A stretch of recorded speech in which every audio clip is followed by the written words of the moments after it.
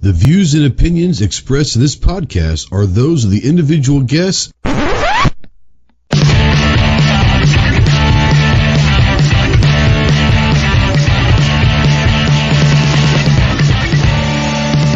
If you're a sensitive snowflake that may get easily offended, then turn this off immediately. If you want to hear the real truth about the gun culture, then stick around. This is the Armed Citizen Podcast.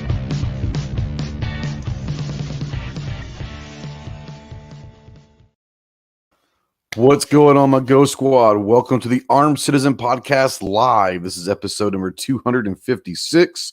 Today's date is Tuesday, August 30th, 2022. If you're out there in the live stream, go ahead and say something. We don't know that you're out there unless you do. If you're new to the channel, new to the show, make sure you let us know this is your first time, and we'll rag you a little bit, but that's okay. And we'll try to educate you a little bit. We can't promise to make you any smarter. Honestly, we just try not to make you any dumber. But hey, no promises, no promises. If you are wanting to call in or text into the show, yes, you can call or text into the show. Utilize the Ghost Tactical Hotline presented by our good friends Rod and Shelly Gates at Aegis Gun Care. That phone number is 530-364-4678. If you're a veteran, really anybody, but especially if you're a veteran and you're in that hole, you're in the darkness and you're looking for the light, call me, text me, email me 24/7. I cannot give you medical advice, but I could probably be a pretty decent ear to listen to and all of that stuff. If you are looking for someone that can get you some medical attention, remember two things. One, you are not alone in this fight. You have a lot of brothers and sisters out here that are willing and able to help you in any way possible. And two, the world is a much better place with you in it. So please, please, please utilize the Veteran Crisis Hotline. 1-800-273-8255. You'd think I'd know it by now. 1-800-273-8255, the Veteran Crisis Hotline. We are spotlighting, as always, United States Marine Corps. If you have any questions on what it takes to earn the title United States Marine, see the website marines.com. And as always, we're a proud member of the Self-Defense Radio Network, so go check out all of your favorite pro-gun, pro-two-way podcasts over at selfdefenseradio.net. Let's get this off of my ugly mug and say hello to, at this point, it's our quasi co-host and all that from the great state of Texas, the tactical leprechaun himself. What's up, Clove? Yo, what's happening? I don't know. You tell me. What's going on with you? Another day, man. Just another day in the, yeah. I understand. Yeah. Some of you might have noticed, I don't know, most of you don't pay attention and probably weren't missing it, but we did not have a podcast last week. I was in the midst of the longest week of the year for me at work and got finished with that Sunday afternoon. Slept till about noon yesterday and back at the job today, but did not do a podcast last week. I was saving up all my energy, I guess, for work. So, I know most of you didn't even notice, nor did you care, but for those that might have, that's what happened. What's up? That was a perfect opportunity for somebody to slide in and take over, and nobody did. I don't think anybody did anything. Once again, no one knows that I've got a thing on Tuesday nights, so why would they know that I wasn't going to have it? So it's all good.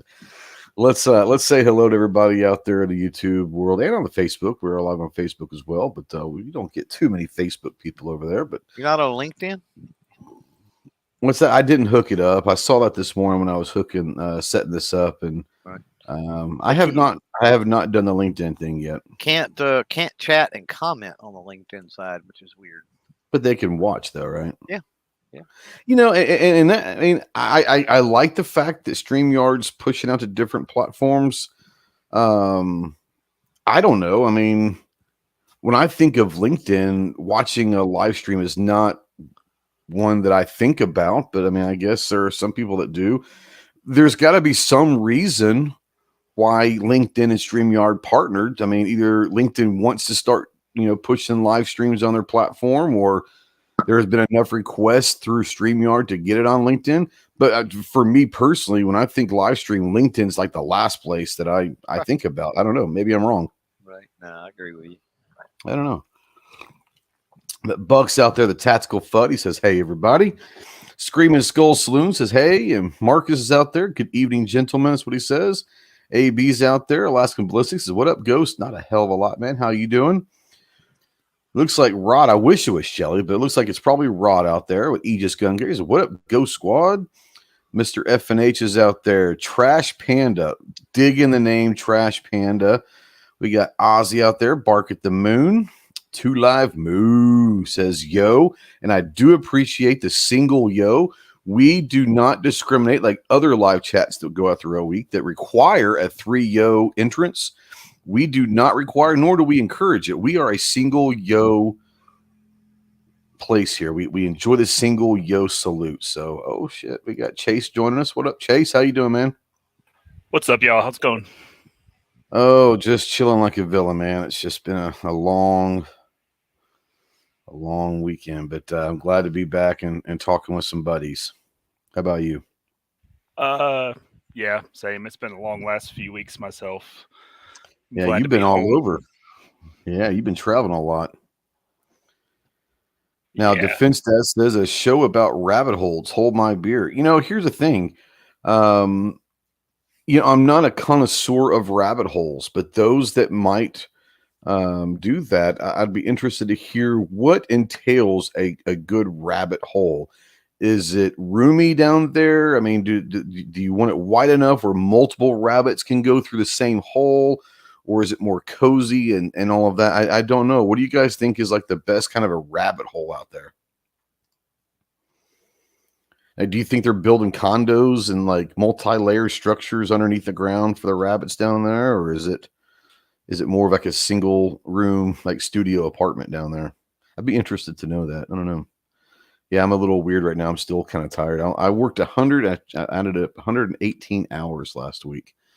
I called Clover Sunday night after I got home from work, and it'd been a long weekend.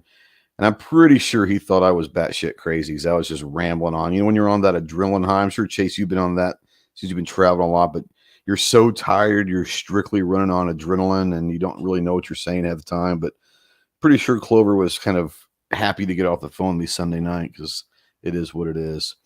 G-Webs is out there, 6 thumbs up. Screaming's Gold Saloon scored some 6.5 Creedmoor Hornady ELDX, 143 grain precision hunter ammo today. Nice. Last time I saw the Hornady match grade stuff for Creedmoor, it was still over $2 per round. I don't know if it's underneath that yet because I need some. I need to get back on the behind the rifle and get stuff done, but I'm not spending $2 a round. Not right now when I don't have to, but I don't know if you guys I know, Clover, you're not a huge 6.5 Creed guy, but Chase, have maybe some of the shows you saw, what was some of the maybe Hornady 6.5 Creed going for? Do you remember seeing any? Well, a bunch of people were asking for it at the shows because Hornady was there, like talking to dealers and all, but yeah. I don't see a super availability of ammo coming anytime soon. I mean, they're making it, it's out there, but there's nowhere near enough to supply demand. Yeah. But as far as prices coming down, don't hold your breath. Yeah. Well, and we've talked about this before. I think what people need to realize is it'll never probably ever get back to pre-pandemic prices. I think what you're going to see is you need to add probably 10, 15, maybe up to 20% to what you were paying before. And that's probably going to be what the new norm is down the line. I think we got spoiled there for several years with ammo prices before the pandemic. I don't know if they'll ever get back down to those prices, but I think you're starting to see a little bit of ammo show back up. Prices are coming down from where they were a year or so ago. But if you're expecting to get all the way back down to where they were, I think you guys are in for a long, cold winter, but that's just me. Let's see here. Did Clover hang up on you? Buck wants to know if you hung up on me. No, I don't think he did. And honestly, I probably wouldn't have noticed if he did, because like I said, I was high on adrenaline at that point. So I didn't care if anyone was listening. I was probably going to talk into a tree. Nice. So Chase is definitely gone rabbit hole with the avatar. Very, very nice. Very, very nice. Something about the Alice in Wonderland, like that's some creepy ass shit. I mean, let's just be honest. That's some creepy ass shit. That It's an acid trip, right? it exactly what it had to have been. It had to have been an acid trip. Maybe a bad one, maybe a good one. I don't know. Could have been a good one, but Definitely an opium den story. yes, it is. Let's see here. Screaming Skull said, sadly, it was slightly over $2 a round, but I need it for deer season. Haven't been able to find it in stores for a while. I hear you. I have been able to find some S&B. It was under $2 around, about $1.85 a round. But I don't know if that's something you're wanting to go hunting with, but that's about the cheapest that I've been able to find recently is some S&B. 6.5, 143 grain. So it is what it is. Ozzy says, I was quote unquote this close to picking up a 6-inch 44 Magnum today. I've been this close my whole life. I've been an inch away from freedom and glory my whole life. At least that's what my wife tells me. 6-inch 44 Magnum. What kind was it, Ozzy? I'm sure, I probably wouldn't care, but I'm sure Clover and Chase would like to know what kind of revolver you're looking at. The Fence Dad says prices will come back down, but I also believe in unicorns. So there's that. Let's see here. I will say prices will stabilize and come down somewhat, but pre-pandemic levels, it's not going to happen. Yeah, no, I do unfortunately do believe that we're never going to go back to those prices. I might be wrong. I hope I am wrong. I just don't see it. Marcus out there says, anyone had the chance to shoot a Zastava PAP M77 and 308? Just picked one up and fell in love. No, I've got a Zastava AK pistol and 7.62 by 39, but not in 308. That'd be kind of pretty, be fun to shoot that. Let's see here. Screaming Skull does a Seiko S20 Precision 6.5 Creedmoor. That's pretty cool. G-Web says, Alice in Wonderland is an artistic exploration of mathematical logic. Look for a good professor in math who can break down the multiple facets of logic in the stories of Alice in Wonderland. He said the author was a mathematician. Yes. I want to say he was not only a mathematician, but I want to say, I might be wrong about this, but I want to say that he was autistic as well. I can't remember, but I think he said it was a Taurus revolver. But I want to say that, what was his name? Alice in Wonderland. Lewis Carroll. That's right. Lewis Carroll. I think he was autistic. I might be wrong about that. Anyway, Tanner Rackley out there. He says, anyone find any 300 Win Mag? It's out there. Try True Shot Gun Club. Try Ammo Seek. Try Global Ordnance. They all might. I don't know. Global Ordnance might not, but they might have some brands that they carry that have 300 Win Mag. Ammo Seek's usually a pretty good one. True Shot Gun Club's a pretty decent one to look for any caliber. Do you guys remember what 300 Win Mag is going for these? Have anyone out there that knows what that is? You guys, Chase or Clover, 300 Win Mag? It's got to be pretty expensive as well, I'm sure. The last I've seen it on a shelf anywhere was between $50 and $80 a box, and it depended on what it was. Yeah. There you go. It's pretty expensive anyway. Well, yeah, but I mean, especially now, it's probably even worse. $1.50 a round, and cheap stuff in good times. Yeah, 300 Win was never a cheap round to shoot to begin with, but yeah, I think I saw. Yeah, I want to say I saw some at Wanamaker for about $100. So that's what, $5 a round. But once again, that's Wanamaker prices that are typically a little inflated, anyways. But so at Wanamaker's going at $5 a round, you probably $3.50, $4 most everywhere else. Probably, I don't know. Maybe that's a little high. But so he says all he's found is a box of 20 for right around 70. Yeah, so that's about right. That $3.50 range. Yeah, that's about right. Patriot Dark comes in throwing some really bad words out there. He says, "Gentlemen." I don't understand that word. I appreciate the thought though. All right. Let's get going. I'm a little still tired, so I might be rambling. So I'm going to continue to try to get this show on the road. But you guys know that every Thursday, Saturday, and Sunday we go through our Ghost Tactical polls over in our YouTube community tab, and we put out some fun ones every week and go through them and all that. So let's kind of go back. Since we didn't have a show this past week, I want to go through the ones that we would have gone through. So 12 days ago, got 1.5 thousand votes. If you could only have one of these for the rest of your life, what would it be? Your choices are pizza, steak, barbecue, chicken, or a burger. Chase, if you could only have one of those 5 things for the rest of your life, which one of those 5 would you go with?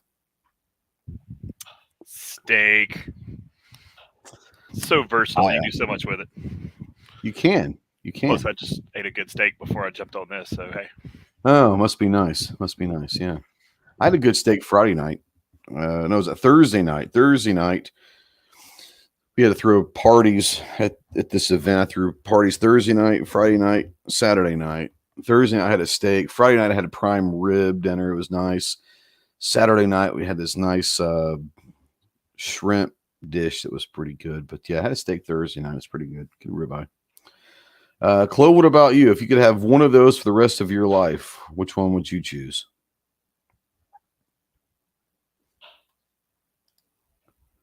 Clover's gone. He's not even paying attention. It's all good. I'm used to it. I'm here. I'm thinking. Sounds like he's eating. That's tough, man. You can only have one the rest of your life. He's eating pizza right now. He's just not telling you. He's exactly. No, definitely not. Grilled cheese. But anyway, that was not on the list, but that's a damn good choice. So what does barbecue entail? That entails there's a variety, right? That was the kind of the catch-all, because I didn't say brisket, I didn't say pulled pork, I didn't say ribs, barbecue in general. So there's just like steak, there's so many different types of steak, but there's so many different types of pizza. You can do chicken a million different ways. There's so many different kind of burgers. So just in the generalities of the barbecue platform, there's really nothing specific on any of them. So you have to eat this thing the rest of your life. That's the premise, right? That's the thing. Yep. That's the thing. It's going to be your meal every day for the rest of your life. I'm gonna. Now your life might only last about another year or two if you could eat any of this stuff full time. But right? I'm just saying. Well, I'm gonna think about overall health, and I'm gonna think about the 4 food groups and all that, and I'm gonna go burger, because burger would cover, several things there. Sure, you're talking the lettuce side of things, the onions, the bacon, possibly. That might be a way to get your bacon in there. Right. Sure. Bacon wrapped steak. Bacon wrapped steak. Oh, this is true. Well, the audience, 1.5 thousand votes. 42% of the audience chose steak. And that was the correct answer, in my opinion. Second place at 21% was pizza, which is a little surprising. Third place at 17% was chicken. Barbecue came in at 11%, and burger came in at 10%. I'm a little surprised pizza was second. I'm a little surprised that burger only got 10%. But a lot of people out in the audience is saying barbecue. Here's the thing, and I want to say, and I don't want to assume this, but I'm fairly certain that Clover and I would probably have the same answer. When you hear the word barbecue, I go straight to brisket. That's how I was raised in Texas. When people say, "Hey, you want barbecue," it's probably brisket. Now, when I moved in Arkansas, it usually means pulled pork, right? Which is both of them are good. But when I grew up, when we said brisket, we also called all the sodas Coke growing up. You say, "Hey, what do you want to drink?" "I want a Coke." "Oh, what kind?" "Well, Dr. Pepper," or whatever. When you say barbecue, for me, it was brisket. That's kind of the first thing that went to my mind. Right. Now, Chase, when you hear the word barbecue, like what kind of barbecue usually does that your mind go to? Generally, being from the South, you hear barbecue, most people immediately go to pulled pork. Yep. But and I think that's probably most places outside of Texas. Probably, honestly, I mean, I think that's most of the people. Maybe in Kansas City, they think ribs. Maybe, I don't know, but I would say probably outside of Texas, the vast majority of the South, when they hear barbecue, it means pulled pork. Yeah. In Texas, if it's pulled pork, you have to specifically ask for pulled pork. Yeah, pretty quickly. I mean, most of the places around here, the barbecue joints, their menu it's pretty simple. It's usually brisket, ribs, and sausage. Mm-hmm.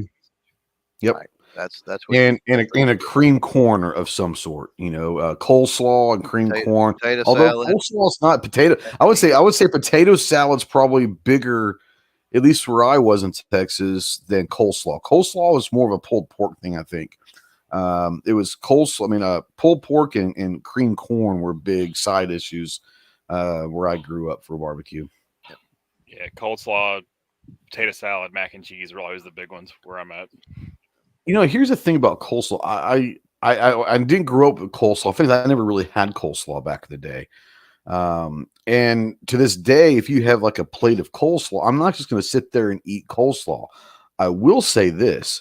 If you put some coleslaw on a pulled pork sandwich, that's actually pretty good. So that's about the only way that I'll eat coleslaw is on a pulled pork sandwich. And I don't know if that's normal or not, but that's how people around here eat pulled pork. I don't know. Since we're down the barbecue rabbit hole, and this is the that's the great thing about this. We're going down in whatever rabbit hole comes up. So I don't know if anybody out there has ever been to Buc-ee's, then they can chime in. Chase, I know Chase has. So I went to one. You went with me, and just outside of Birmingham. Best barbecue at Buc-ee's for me, it's the pulled pork sandwich. I'm with you there. I'll take the pulled pork over the brisket at Buc-ee's. Yeah. And I mean, I love brisket, don't get me wrong. Right. But so here's the thing. Specifically Buc-ee's, though. We were in there in the morning. We were at breakfast, Ghost, when we went. Yeah, but I still got me a pulled pork sandwich for the road. Oh, you did? Because, I got 2 bags of jerky, and I got a pulled pork sandwich and a breakfast burrito. And the cool thing about the barbecue place is it's just like this big thing, and you just kind of go, and it was actually kind of cool. My first time at Buc-ee's, and the reason why I went with pulled pork there, and this just sounds, and maybe it's arrogant, maybe it's whatever. I have a difficult time thinking, and maybe I'm wrong about this, but I have a difficult time thinking that I don't care if it's Buc-ee's or anything, but a rest station, gas station, even if it's the size of Buc-ee's, could pull off a good brisket in Alabama. No offense, Chase. So I went with pulled pork, figuring out pulled pork's a little bit easier to get right than a good brisket sandwich. If I remember, Chloe, you can correct me if I'm wrong. I want to say the one thing I remember almost getting, I think they had what they called a brisket cheesesteak, like a Philly cheesesteak with brisket. That sparked my curiosity, but I didn't. I went with a pulled pork, and it was good. It was good. So that's the only thing that I have at Buc-ee's to reference was that. That seems to be the popular one. Is the pulled pork? Yeah. The brisket breakfast taco burrito thing, though. I didn't. I can't remember which one I got. I think I just got it had one. It was I think I got one like sausage, egg, hash browns, onions. So I guess I got the sausage one. I didn't get the brisket burrito. I got the sausage one. Their smoked sausage biscuit's pretty good too. Just saying. Yeah, I didn't have that. There's a lot of stuff at Buc-ee's that's good. Well, I'll tell you what, their jerky's pretty damn good. I'll give them that. Yep, it definitely is. Their candy, all their big candy wall over there, all the candy over there is awesome. Old school candy. G23 is going to try to break the matrix out here. He says, Ghost, does pineapple belong on pizza? Before I let Chase and Clover say, I'm going to say a definitely hell no.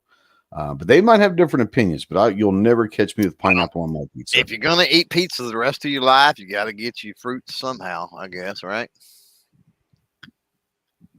Technically, tomatoes are fruit, so the tomato sauce could work as your fruit. I guess so. Yeah. Technically. Well, if tomato is technically a fruit, then wouldn't tomato Yeah. sauce be a jam or a jelly? Well, that's true. A fruit spread, if you will. Right.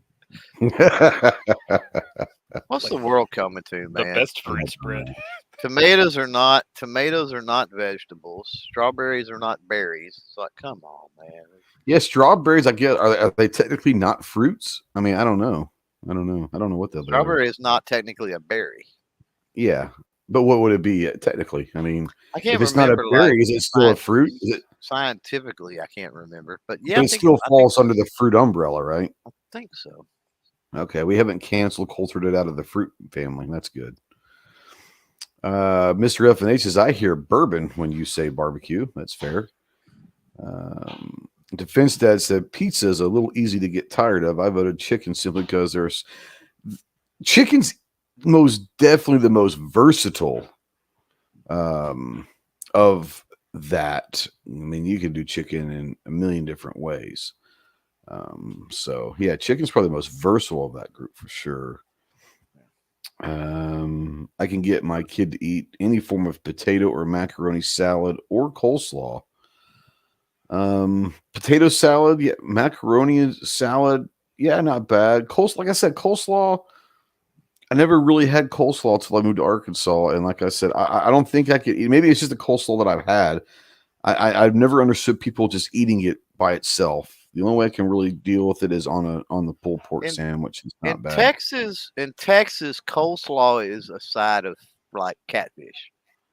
For catfish around here, it seems like. Yeah, You know, and I don't eat catfish. That's probably why I didn't have much coleslaw either. Because I didn't eat catfish. So yeah. Oh yeah, you got to eat in those like old country like catfish houses. They all coleslaw's like here you go. It's just mandatory. Yeah, that makes sense. Then I mean, like I said, I don't eat fish, so that's not something that I would have had. Yeah. Defense Dad says, keep with the theme tonight. What about barbecue rabbit? I'm a very boring person when it comes to food. I like beef, I like pork, I like chicken. I do not, and I will say this: I will like when it comes to deer, summer sausage is good. Maybe some venison, like chili, deer chili is not bad. But I'm not going to go out and eat quail or any weird meats. I don't do that. Dude, you're missing out. Quail is delicious. Everyone says that, but like I said, I have my 3 food groups: beef, chicken, and pork. I will say that I eat shellfish. The only thing will come from why I eat shrimp, crab, or lobster, but I don't eat fish in general.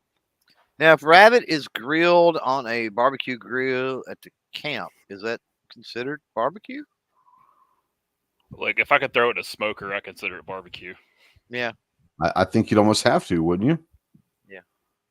Then my answer to that would chicken, be barbecue pork, barbecue beef, barbecue rabbit, barbecue whatever. Yeah, if it comes off a grill or a smoker, I think so. What were you saying? No, my answer to that question is I have had barbecue rabbit now. Same. I like rabbit. It's really lean, so it's hard to get. Rabbit and squirrel are two things. Very similar taste, really, but the problem that I've seen over the years and now the decades, compared to when I was 8 years old in the woods, hunting, was they don't get big anymore. It's like there's no meat on them anymore. It's horrible. Yeah. It's like like field rabbits aren't nowhere near as big as they used to. no. But I guess evolution or de-evolution or something. I don't know. I don't know what to do with it. Yeah, come on though. You want to try these Michelin starred restaurants? You better get ready to eat some French rabbit. Yeah, I know, but might just go to Michelin star steakhouses or something. I don't know. But see here, that's the great thing. Most restaurants, and not the Michelin star, they usually will have a pre-planned. You don't really have a choice. It's here's what we're eating. If you don't like it, go away. It's a prefix type thing. But that's the great thing about most restaurants. No matter where you go, they're going to have at least some sort of a beef dish or some sort of a chicken dish or some sort of a pork dish. to where even if you go to a seafood place, and I don't eat seafood, but they're gonna have a steak or a chicken or a pork chop or something. So I'm usually pretty safe. There's a lot of people say, I'm not going to go to a seafood place. I can't stand it. Well, they don't just sell seafood. I mean, you're going to be able to get a steak or a chicken breast or something there that you're going to be able to eat. So, yeah. Now, Moo out there says, what's the difference between jam and jelly? I don't have a damn clue. Maybe these guys do, but I honestly, I don't know. I'm sure it's the way it's made, maybe. I don't know. It's the way it's made.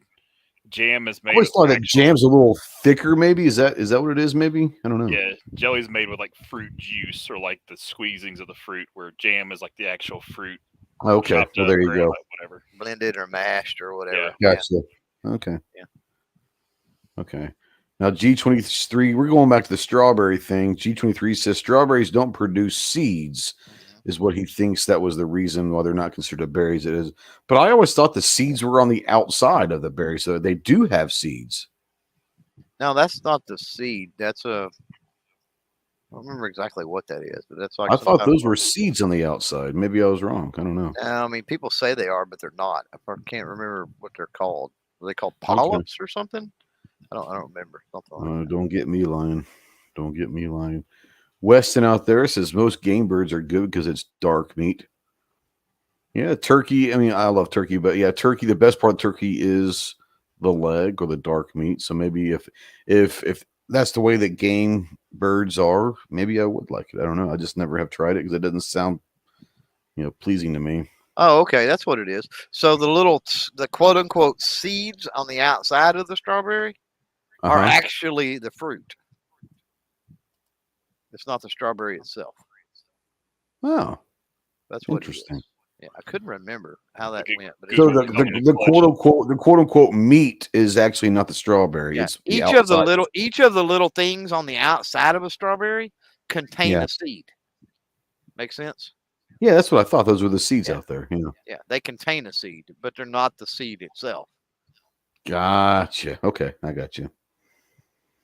I'm gonna go on this. Calaveras out there says deep fried rattlesnake is good. I don't know. Have you guys ever had rattlesnake? Oh yeah. Yep. Oh yeah. There's a rattlesnake barbecue gator down the road. Oh yeah. Oh dude, Gator's where it's at. Come on. Yep. Really?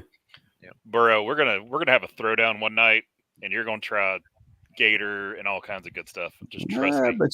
I bet you I don't. I'll get you drunk enough. Come on, man. Dude, gators. I might have like a bite of some different stuff just to, just try it. Telling you, gator's delicious. Like even just like fried, like a good fried gator tail and some like remoulade sauce. Come on. Oh, so good. Okay. Yeah, people are agreeing that smoked or barbecued gator is the best. So I guess that's one of those things. They say that rattlesnake tastes like chicken. There's a lot of things that taste like chicken. What if it came out? Talk about a rabbit hole. What if it came out that chicken was the one that tastes like everything else? Why is chicken the gold standard of normal taste? I don't know. I don't get that. Because that's what the vast majority of people can relate it to. Honestly. What I'm saying is what if rattlesnake or rabbit or whatever was eaten first, right, years ago, or most popular or whatever? Yeah. Why did chicken get the crown? Well, here's the thing. So I watch a few different kind of weird channels, right? And one of them is the Tribal People channel. I don't know if y'all watched that or not, but these are people like in the mountains of like Pakistan or something. Okay. And like they bring them into a studio and they eat like they bring them like McDonald's burgers. They drink Starbucks coffee for the first time. You know what I mean? Right. And these are people that they live off the land. They've never had stuff like that. And so it's interesting because when you hear somebody talk like that, it's never experienced other stuff, right? Yeah. They do. They're like, oh, this tastes like what we have here, and they don't speak English. Which is probably squirrel or some weird. I don't even know. It's words. I don't even know what it is. But they're like, it's like so and so that we eat all the time, and I'm like, what are they even talking about? They eat fake ass McDonald's and fall out dead immediately. They don't. Not Or these they, guys or that live they, in or they houses. have that Starbucks and they're wired for the next 3 days because they never had caffeine before, you know. Let's see here. Ooh, 223 says deep fried gator with a sourdough bread. I can get behind that. Yep. Calavera says squirrel makes a good thick stew. It also makes do it almost like pulled pork, and it's Yeah. pretty darn good, man. Pressure the crap out of it so you can get Yeah. every stitch of meat off the bone easily. Because again, there's not that much meat, so you want every bit of it you can get. Yeah. And then throw it back in the pot with some barbecue sauce and stuff, and then let it kind of slow cook for just a little while, and then use it like pulled pork. And it's squirrel's Okay. pretty good that way. Gunpowder Beauty says squirrel and dumplings is oh so good. 223 says canned deer meat is good too. I don't think canned deer meat sounds good at all, but okay, I'll take your word for it. Fresh venison like- is good though. Come on. But he says canned deer meat. Yeah, I've never done canned, and I've had deer all kinds of different ways. But like fresh venison, I can trust me. We're gonna have a night. You just get ready. So let's just Depends take on this how it's down this prepped. quick rabbit hole real quick. Spam is to some sort of a pork as blank is canned blank is to deer meat. Like I'm not a big spam guy, but I can't imagine what like a spam deer meat would be. I don't know. That doesn't sound very good to me. But anyways, now Da Vinci Dad's getting all scientific on this. He says chickens are birds which are descendants of dinosaurs, so they're technically been around longer. If it's on the internet, it has to be true. But I'm getting ready to break your theory here. If chickens are descendants of dinosaurs, what are gators? Pretty sure gators and crocodiles are descendants of dinosaurs too. So Actually no. It's not true. That's a whole different subset. That's why the gators and all aren't extinct. If they were dinosaurs, they would be extinct. they're descendants of dinosaurs. No, they're not. They would be So are extinct. sharks. No Sharks are dinosaur. descendants of ancient sharks. No dinosaurs survived. If all the dinosaurs went extinct, then how is a gator a descendant of a dinosaur? He's not. He's a descendant of something that survived the extinction. And I can't remember the technical scientific name of those, but they weren't technically the dinosaurs. I'm too tired for this shit. Okay. Buck says he just watched a video where a guy skinned a gator and put him on the grill. Interesting. Now Weston wants to know anyone had squirrel gravy. Basically bits of squirrel meat instead of sausage and gravy. Yeah, I've had squirrel any way you can possibly think to fix it. Yeah. G-Web says celery from a jar is divine. What the hell is people talking about? Celery is not good in anything. Anyway, no, much less from a jar. Maybe if you slather it in peanut butter. That's the only way. Okay, maybe. That's about it. Yeah. Now, celery in a jar, it sounds like a pickled celery of some sort, you know? I don't know. Sounds like a bluegrass song, actually. Celery in a jar. Celery in a jar is divine. That could be a bluegrass song. All right, let's move on. Jesus. Our next poll question has 2.6 thousand votes. It's an easy question. Which is the best pet? Dog, cat, fish, or pet rock? Clover? Probably it's almost got to be dog. I mean, man's best friend. Come on. Chase? I'm gonna say dog too. Come on, it's a dog. I agree. What the hell? Do I even want to open this up right now? What the hell is that a gator? That's a gator on a grill, isn't it? Gator on a grill. I mean, they literally take it, skin it, leave the head like it is, throw it on the grill. Nice. Okay. Delicious. Delicious. I don't know about that. I'll take your word for it. Now, Gizzard Gary's pussy out there says cat, of course. That would be George Grayson Cat. So G-Web's bringing up the science. He says false. Alligators are descendants of the hippopotamus. If a hippo goes away from water and dries out, it turns into a gator. The gators are so angry because they are hungry hippos. That's got to be right. I mean, that sounds scientific enough for me to believe. I can agree with that. Yeah, let's do it. Yeah. I mean, they even made a game called Hungry Hippos because of that. Come on. 100%. That's got to be correct. Coleslaw on a hot dog sandwich, and that's wrong on about 3 different levels. So that's okay. Defense Dad says, you're right. Alexa just told me that crocodiles were around prior to dinosaurs, but nobody said gator tastes like chicken. I was talking the other things that people say taste like chicken.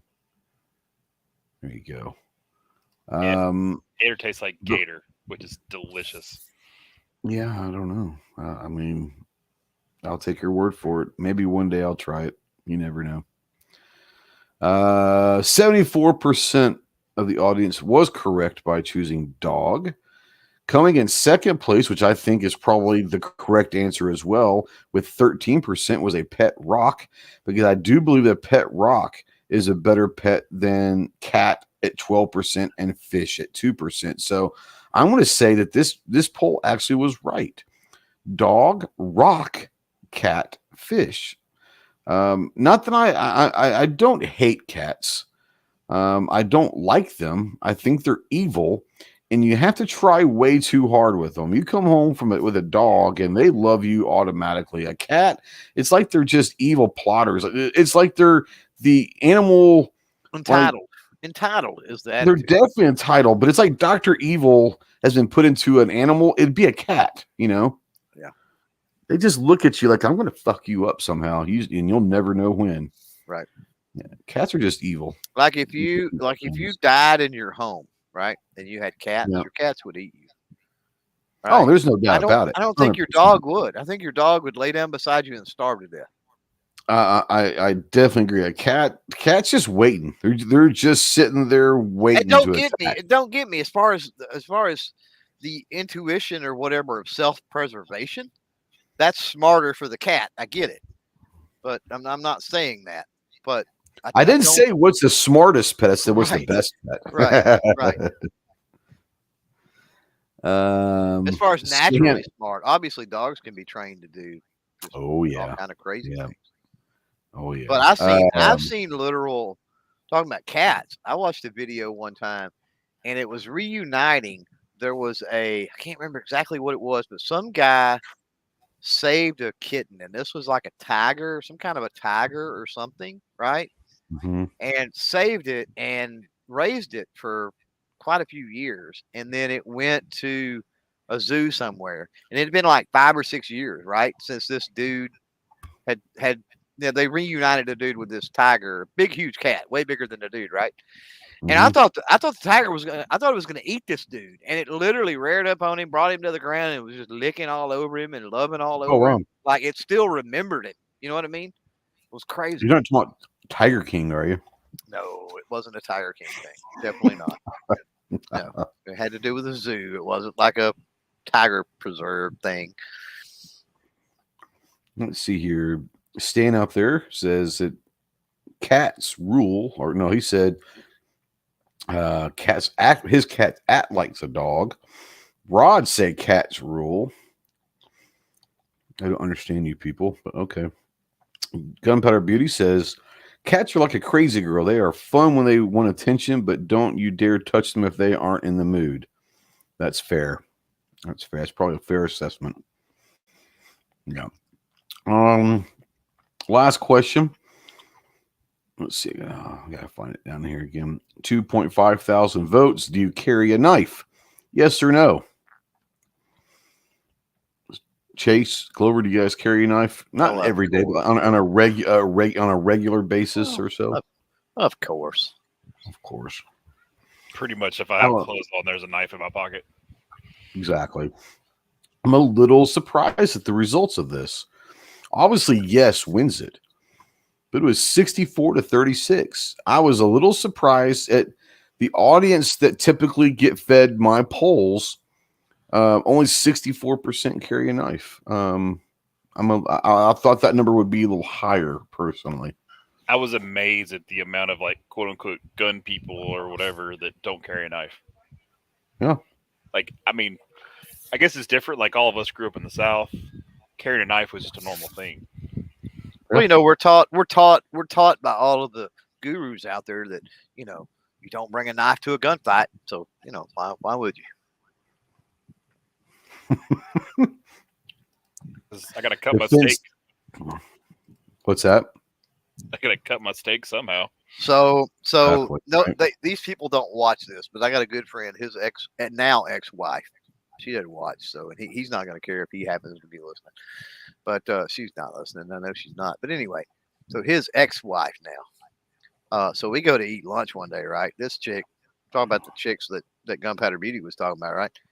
So we go to this burger joint, right? It's an awesome burger joint. It's like they just bring out the bun and the patty, and basically they have this bar where you do all your fixings, and it's pretty crazy. So we get our order and we sit down, and she whips out this freaking Bowie knife. I swear, like Crocodile Dundee. And I'm exaggerating. Nice. It's not that big. That's not a knife. That's a knife. That she was carrying to cut her burger in half in the middle of this restaurant. And we have knives and forks and crap on the table. You know what I mean?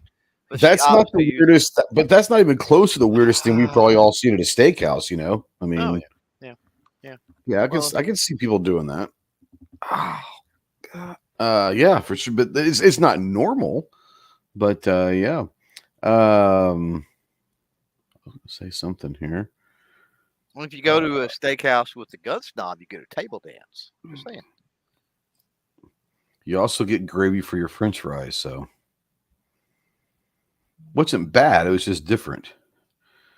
Oh my God. Did you see that text, Clove? That's pretty funny. Anyways, Chase is making funny text messages. Defense Dad says, freaking cat. He's got the knives and the squirrels to barbecue and everything all right there in one picture, don't he? Yeah. And he's standing at a TNA truck stop. That's the kicker. Yeah. The only thing that makes that picture better is if he had like the Davy Crockett hat on. Only thing that makes that picture better. You know it's hanging in the truck. Yeah, you know it is. Absolutely it is.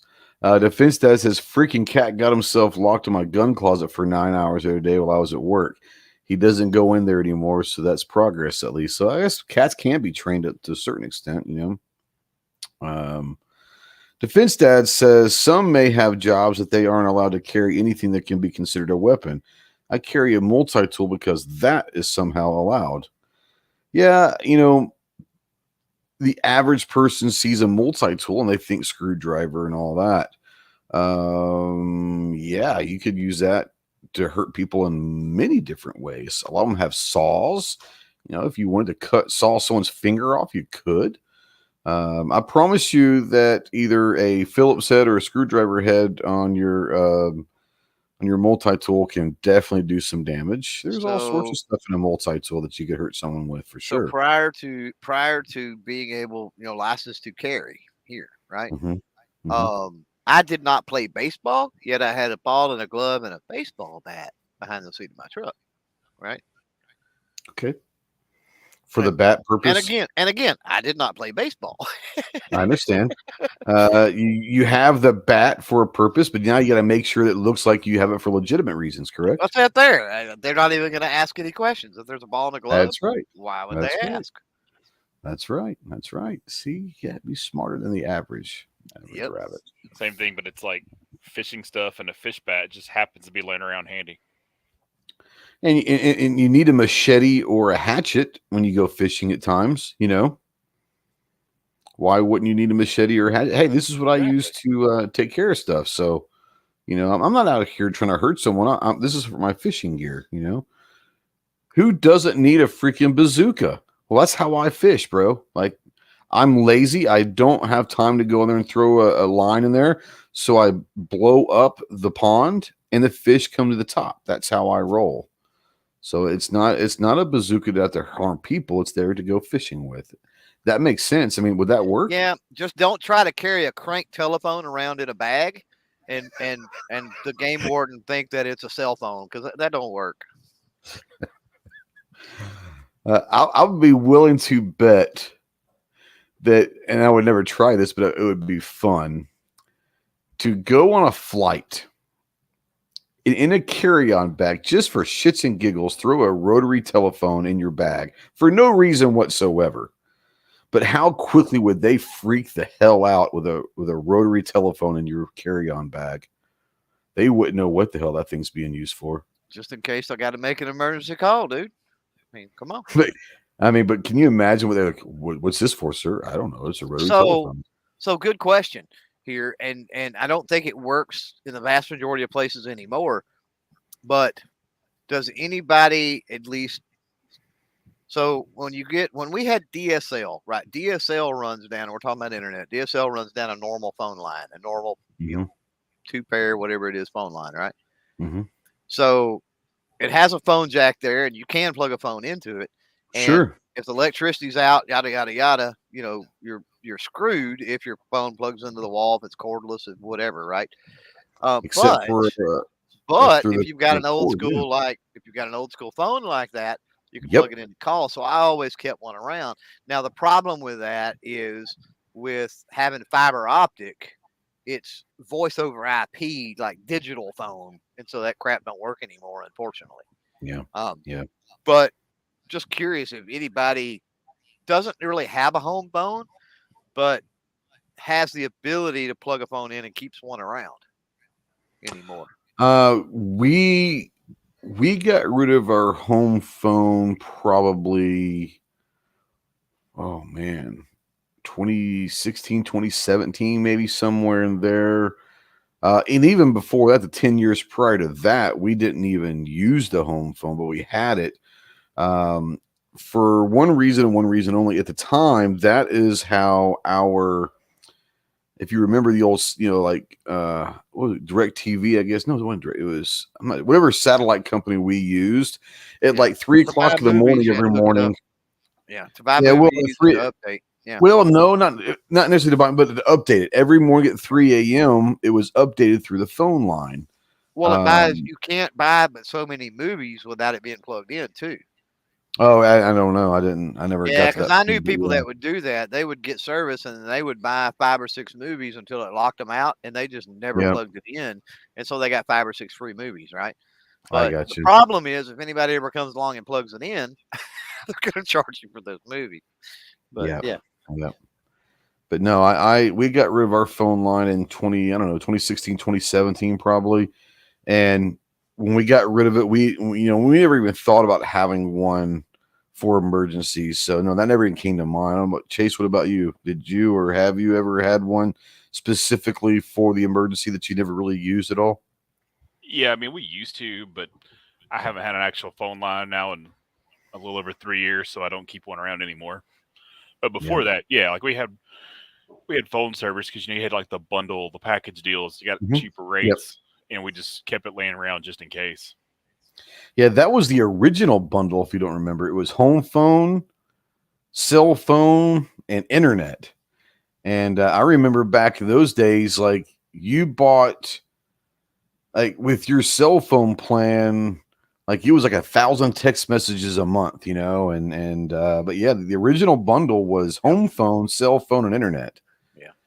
The first cell phone I ever had was a hard mount phone, not even a bag phone. Come from Radio Shack. And I don't remember what it was, but it wasn't cheap by any means, and only had 30 minutes a month. That's it. I think it was 30 minutes a month. And it may have been less than that. It was crazy. For like $100 a month or something, you got 30 minutes. Yep. Now it's unlimited everything for 50, $40-50, if that. Exactly. I'm like Patriot. He says, I'm sure I got a corded phone somewhere. I'm sure I've got corded phones, but I don't have anything to hook them into that would work or anything. So Snob says he had a home phone right up until he hit the line with a backhoe, digging an electric line. Just had it shut off after that. Wasn't worried about fixing it. It's probably around 2011. Defense Dad says, well, since this is the rabbit hole edition, he said, sweet Jesus, off topic. What topic, first of all? He says, off topic, but I'm looking at metal conduit prices for a small project, and holy hell, the prices go up. Yeah. A 12-foot length used to be like $2. Yeah. Everything's higher. I mean, And I it makes remember. no sense. It makes no No. sense. I mean, like sheetrock. Uh-huh. Sheetrock's crazy expensive. Why? I don't know, but it is. I told you the other day I was trying to build out the little studio thing for the car channel, right? Yeah. And so it's like, well, I needed like a 2x4 piece of like plywood or paneling or something like that, right? Yeah. I just needed something to literally glue some fabric to, right, to lay on the tabletop. And so, I'm like, yeah, I don't have anything that size. I'm like, I'll just pick something up in town. Like, I knew lumber was up, right? But I was like, so anyway, the cheapest thing I could find was like $23 and something. But I could get a 4x8 sheet of whiteboard on one side, chalkboard on the other. Now explain this, right? I can't even get a 2x4 sheet of wood or paneling, right? For less than $20. But I could get a 4x8 sheet of whiteboard on one side, chalkboard on the other for $12.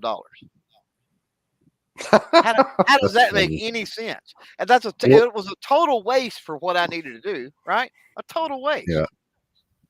And you would think it would take more technology, more manpower, more resources to put chalkboard on one side and whiteboard on the other. You would think that would be more expensive, especially more expensive than a 2x4 piece, right? Well, the fact that a quarter sheet, basically. The fact that someone's still making chalkboard is kind of funny to me, It's used a lot in restaurants and well, people use it on their pantry doors and stuff. Yeah. And but say it's trendy again, like chalkboards are like an in thing the last few years. Well, it's just like record players are back in, Go figure. Yeah. Yep. And they've got actually new records, like new albums on LP now, which is crazy. Yeah. It's weird walking down through there and seeing like Lady Gaga on LP, and you're like, what in the world? This is crazy. Oh yeah, there's like really high dollar like vinyl players now trying to get like supreme sound quality and all. I remember, God, it was probably 4 or 5 years ago, and Jack White from the White Stripes. Jack White was living in Nashville at the time, and I saw an interview that he did, and he had a thing that you could go into his studio. He had a studio there in Nashville. You could go into his studio and cut an album, a vinyl album, in his studio. And everyone was like, why would you go cut a vinyl album? And he's like, just be ready. Vinyl's going to come back. And it's like 5-6 years ago. And I was like, I wish it would. There's no chance in hell it does. He was right. That shit came back strong too. But yeah, go figure. Prices didn't go up. Your dollar just isn't. It's just worth less. Well, that's possible too. Both. That's both. Yeah. Defense Desk, I just need to make a homemade curtain rod for the studio area. I tell you what, go get yourself a broomstick. Yep. That could work. Depends on, yeah. G23 is Jack White related to Jack Black. That's funny. If you guys are familiar with White Stripes, and that's Jack White and his sister, but Jack's a little different dude, but incredibly talented, incredibly intelligent guy in the music business. He's very well respected in the music industry. But yeah, I remember just seeing some about five. Maybe it might have been like on like, I don't know, like Kimmel or Fallon or, one of those talk shows. And he was talking about a thing that he was starting up where you can come into his studio and cut a vinyl album and take it home with you in the studio. And he was like, what the hell are you talking about? Go in there and sing into his can, huh? Yeah. But it was like it was kind of cool. And I might be wrong about this, but I'm pretty sure it was like he took like an old telephone booth, like one of those old red ones, like you used to see back there, like in London or something. But it's like one of those red telephone booths was like the booth. You go into a studio, you go inside this booth, had a microphone, and then you recorded your song or whatever, and then he made like a vinyl album for you. But it was kind of a cool little concept where it was like an old telephone booth was where you go in to sing. It's kind of cool. I don't know. Anyways, Weston says some bands never quit putting out vinyl. Yeah, I mean, there was some bands that put vinyl out the last 20 years, and it is what it is. It's funny now that CDs are even almost, gone now. They're gone, and vinyl's back, but it's mostly digital downloads. But I mean, you don't even see CDs being sold hardly anymore. And there's Blu-rays now in like the $3 or $5 or something. Oh yeah, or even at the Dollar Tree, right? Blu-ray, like everything has gone so digital, and I get it. I was a very early adopter of digital. I mean, back I can remember having 2,000-3,000 VHS tapes, probably or better. Yeah. We were always real big into the movie collection because, we're out in the country and don't get cable and all of that. So it was always just a thing. People around here having big big video libraries. And I can remember having a thing for a computer years ago that plugged in to the slot that you could put your RCA jacks in from your VCR, right? So I was going digital years and years ago. But the bad thing is there's where's the archive, right? Like Like I get it. You back it up on an external drive, assuming that drive stays good, and you've got a computer and you can access it or whatever. But there's something about being able to take a CD or take a tape and put it in something and just play it. It'd be interesting. Do you remember? They started coming about 20 years ago, but do you remember the TVs that came out there for a while that had the VCR player built into the TV back in the day? Got a 13-inch one sitting in my living room right now. Yeah. We've still got one in the garage. Why, I don't know, but it'd be interesting to see if those ever make a comeback. The VCR tapes ever make a comeback or not. I suspect they won't because they're so bulky. You know what I'm saying? They're not the easiest thing. Yeah, but the only reason, there was the VCR, the VHS, and the Beta, right? That was the big Beta, the Betamax. Betamax. That was the big thing back then, right? The only reason that VHS took off was it was cheap, and because it was cheap, they didn't last. The quality just got worse every time you watched it. Yeah. You'll watch an old movie like that, like when we were kids, like you watch like tons and tons of VHS. If you go and try to watch it now, the quality is just terrible. Dude, there's people now that complain about the quality of stuff. It's like, you guys are so spoiled, right? Like, I was lucky enough, because I'm sure a lot of kids didn't, but growing up, I had a TV in my bedroom. Now, the thing is, that TV was black and white. So I watched a lot of stuff. I'm talking about current movies in the 80s, right? On black and white. And so, I watched tons and tons VHS tape era, right? Of grainy, it would flicker, whatever the case may be. And so, like, quality, people are like, oh, it's not Ultra HD, 835K, whatever. And I'm like, I can't tell the difference. I guess I grew up watching crappy movies to the point that as long as it doesn't flicker, it looks good to me. As long as there's color on it, it looks good to me. They have no idea what tracking is. Right. Oh, yeah. No. Like, you put the VCR in, hey, go fix it. And we knew what that was. You go up there and you turn the little dials until there it is. You're good to go. People today don't really know what rabbit ears were. That's how I grew up watching TV before we got cable, is the rabbit ears, and sometimes you had to go up there and make the adjustment on the old rabbit ears. It's one of those things. It's funny. Anybody have the giant satellite dish that you could talk to Mars with? We didn't, but one of my best friends had his dad worked for Texas Instruments in Dallas growing up, and he had the massive satellite dish. And he still only got like 10 channels, but it's a lot better than 3 channels. Oh, we were pimped there for a while. We had the D-Scramblers, the Video Cipher, and the Video Cipher 2, and all these other. And then it had an automatic rotation at one time. We even had an automatic rotation, until lightning hit the thing and it burned up, of course, the automatic rotation. And then we had to go out and put a hand crank on it and Sharpie marker, whatever. I don't think there was Sharpies back then, but Marks a lot marker, Marks a lot. You had to literally open the window and you would put it on a channel, had a channel, and somebody would turn it real slow. And then when it got clear, you stop, go back, stop, mark it. And they would mark it. And then he'd go to the next one. They'd turn it real slow. And you'd be like, stop, up, you went too far, go back. Okay, mark it. And that's how you knew. You put the marks on there, and that's where you knew where the certain channels and stuff were at. It was crazy. Nowadays.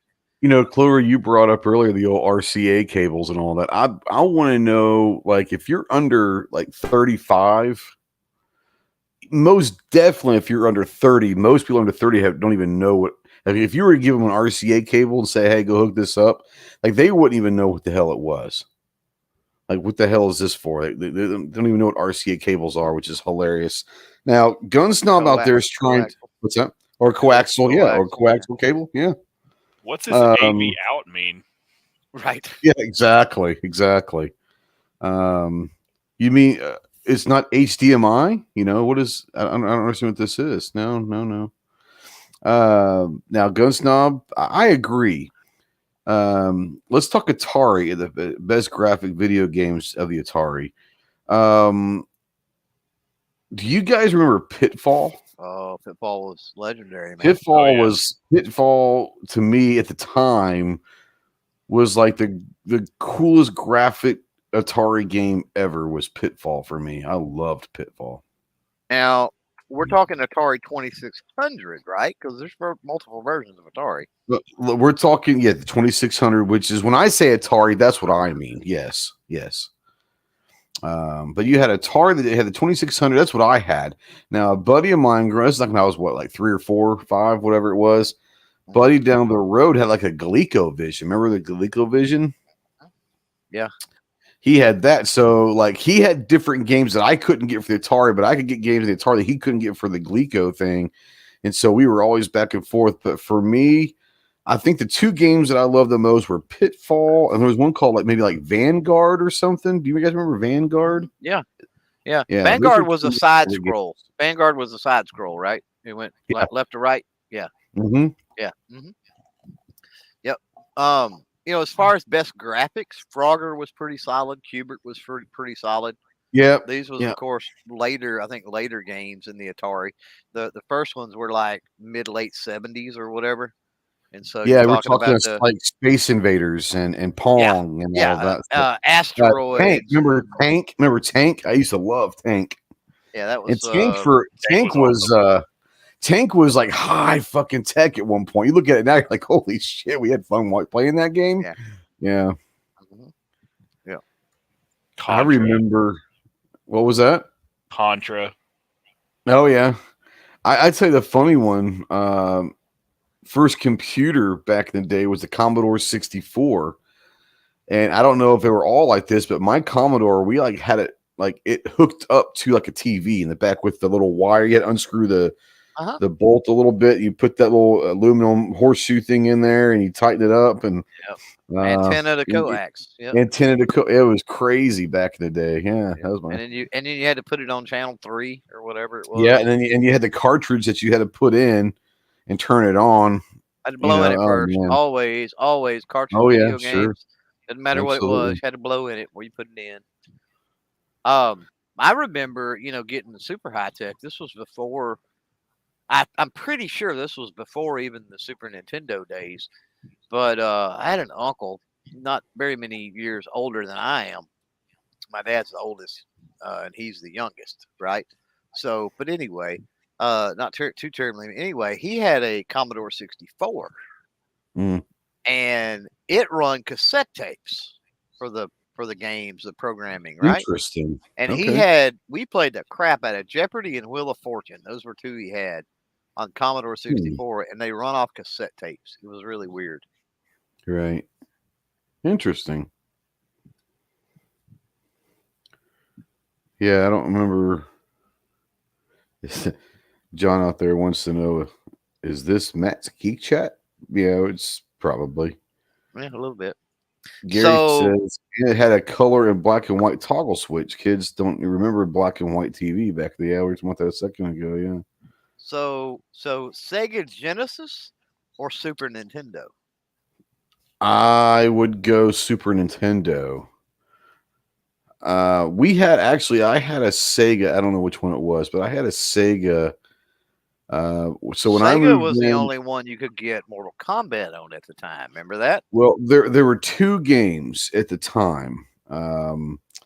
You had Mortal Kombat and you had what was the football game? Tecmo Bowl.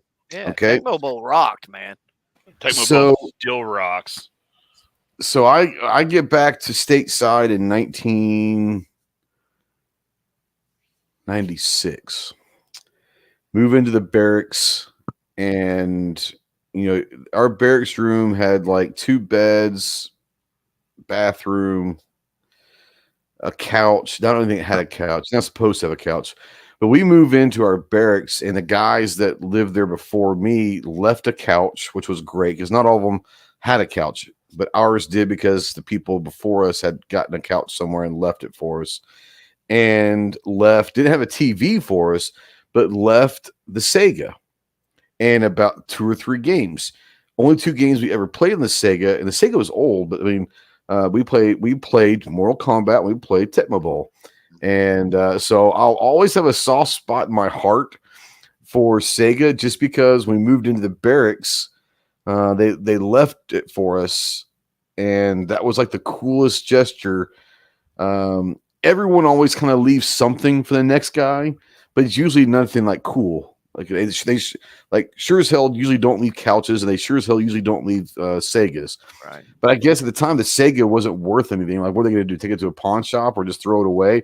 So they left it for us. And they left like 2 or 3 games. But yeah, we played the hell out of Mortal Kombat. We played Tecmo Bowl, which was awesome. It was kind of cool. So I'll always have a special. I'll still say Super Nintendo was better. But I had some very fond memories of getting really hammered drunk at night with my guys in the Marines and at the barracks playing Tecmo Bowl. So yeah, probably the most fond memories is Sega, but I would say that Super Nintendo is probably the better platform. I have to assume. At least I would say that. I don't know. I preferred Sega, but did you? Yeah. Yeah, graphics wise and all of that. Now, Super Nintendo had great games. Don't get me wrong. I'm not taking anything away from it, but yeah, if I had to pick, just simply because of graphics and stuff, probably Sega for me. Yeah, Sega Genesis. Yeah, I had both, and I would say Super Nintendo I enjoyed more than Genesis. I had so much more stuff for the Super Nintendo too. Yeah, Weston said Sega Genesis, so many hours playing Sonic the Hedgehog, football, and NBA Live. Yep. Yeah, I can't remember what the third one is. Like I said, we had Mortal Kombat and we had Tecmo Bowl. I don't remember the third one was. I never played it. My roommate at the time played the third game. I really don't remember what it was though. It was something like a kind of like a. I'm not saying it was, but it was like along the lines of like remember Legend of Zelda, where it was kind of a quest game, if you will. I don't know what it was, but he was always playing like this quest game. I can't remember what it was called. It was kind of like the Sega version of Legend of Zelda or something like that. I don't know. I don't remember what it was called. Pitfall for Genesis was pretty good. Pitfall. I never played Pitfall for Genesis. Yeah, Pitfall on Genesis was pretty good. Snog says, "Oh look, Chase was the rich kid we're all jealous of." Damn straight. I was not the rich kid. My dad helped manage a pawn shop part time, and so, dude, I had got some cool stuff. Nintendo, Super Nintendo, like cheap games. That was the kicker when I was a kid. So everybody would come hang out at the house because we had all that shit, and my parents would feed everybody. Right. John says, "Not kidding. To this day, my favorites are still Pong and Space Invaders." There's a lot of people. I'd say my favorite arcade game to this day is still Galaga. I think was it called Galaga? We shoot Oh yeah, and you drop and get the double thing going, the triple. Oh, I loved Galaga, man. That thing was awesome. A bunch of arcades have like brought Galaga back on this like giant arcade game now. Yeah, it is. Oh, it wow. and Space Invaders both, and it is awesome. It's like literally like a 6 foot by 6 foot screen now. Oh my God, go find me one of those. Calaveras is Super Mario and Donkey Kong. Diddy Kong Quest were my go-to. I was never like a Mario or Donkey Kong guy. Now my wife, she got one of those. Remember a few years back when the Nintendo stuff would come out, and they kind of redid the Nintendo, and you could do emulators and all that. Well, we got one of those, and she is a Mario like freak, like fanatic. She loves Mario stuff. So Duck Hunt. I don't remember Duck Hunt. I mean, I remember the arcade game Duck Hunt, but I don't remember like it being like a Nintendo or thing. But maybe he's talking about the arcade game. Regular Nintendo with Duck Hunt. I wanted to shoot the damn dog every time. So we had, as far as Super Nintendo, we ended up having, I mean, just hundreds of games. I mean, it was crazy. And that may sound like we were rich kids. We weren't, because they were mostly secondhand. We had a lot of family in the Dallas area, Duncanville in particular, and it was really booming at the time. And we would go to garage sales in really ritzy neighborhoods, and I mean, you could pick up Nintendo games. Those kids played them for a week or two and got tired, and you could get them for like $1 or $2 or something.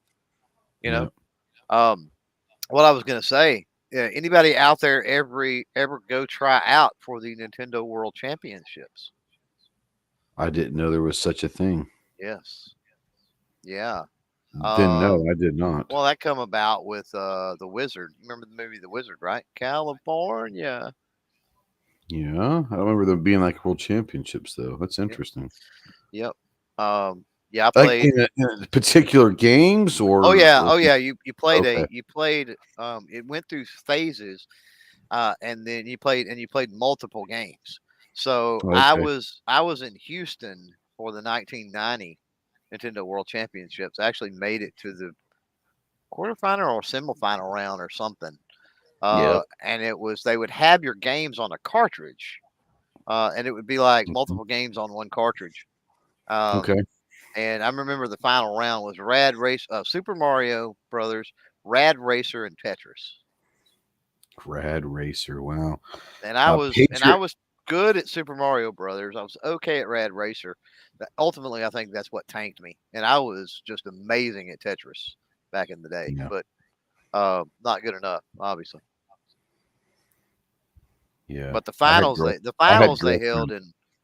They would have all the little satellites, and the finals, they would hold those in Hollywood, I think, every year is what they did. Rad Racer took me down memory lane. Yeah. Patriot of the Dark brought up Tron. Tron was pretty badass back in the day when it first came out. Yep. Yeah, that was really, really cool. Calaveras says I was born in 1990. Most of these games and systems are older than me. No shit. That is true. Yeah, they'll all fit on like literally a thumb drive to play on your computer. You can put like all the Super Nintendo, Atari, Sega, all of those old console games. You can literally fit on a thumb drive and play them on your computer from a thumb drive nowadays. It's crazy. I remember one of my computers. Yeah, I remember like I think it was in middle school maybe, and we a bunch of us. Most people know I'm a big baseball guy, but there was a game called Earl Weaver Baseball, computer game back in the day, and you could like draft teams. It was kind of like fantasy baseball before you had fantasy baseball. Yep. And then once you drafted your teams, then you could actually go and play the game, on the Earl Weaver Baseball. So we did a lot of stuff like that. But I remember that computer, like I felt like it was awesome. I think it was like a 256-bit computer, and that was like massive. Like we could put the whole league on that one computer, and it had the not the floppy disk, but that was the first one time I saw like the little smaller kind of a hard case disc. Remember those? Like the 2.5 inch disc or something. And I was like, oh, this is high tech, you know. But 256 bit was like massive back in the day. It was crazy. Yep. G23 says you can download emulators. Oh yeah. There's a lot of people that still do emulators and all. Were you there the time we went to Tulsa and they were selling the little Nintendo consoles? It looked like a little bitty mini Nintendo, and they were like $50 or something. But it had every Nintendo game on it. I still got that. Yeah, it had like and I you plug could it up get and play the it every now package and with then. like 200 games, a 500 game, 1,000 games, and then they had the ultimate one, which was like every game that Nintendo had. It was pretty crazy. Right? Yeah, that's the one I got. But that's what was fun is went over there, and I mean, I just crushed it on Mario. There was people walking over watching, and built up a crowd playing Super Mario Brothers over there. That was kind of fun. But I still break that out and play it every now and then. It's fun to get it out and play it. I'll tell you, one of my favorite games to play though on it is 1942. I don't know why, but I just love. It's just a cool game, man. You know what I'm talking about? Like the. Oh yeah, I know what you're talking about. Yeah. There's just. I was gonna say, throw back to what Ghost said, like the baseball games, like the actual like original Nintendo like MLB game. Oh yeah. There's no telling how much I played that as a kid. Oh man, it was sad how much I played that. There was a game, I want to say it was called Home Run Derby or something, you know. It was a baseball game, and we thought it was the most high-tech thing. You look back at it now, and you're like, oh my God, it's like stick figures, you know. So bad.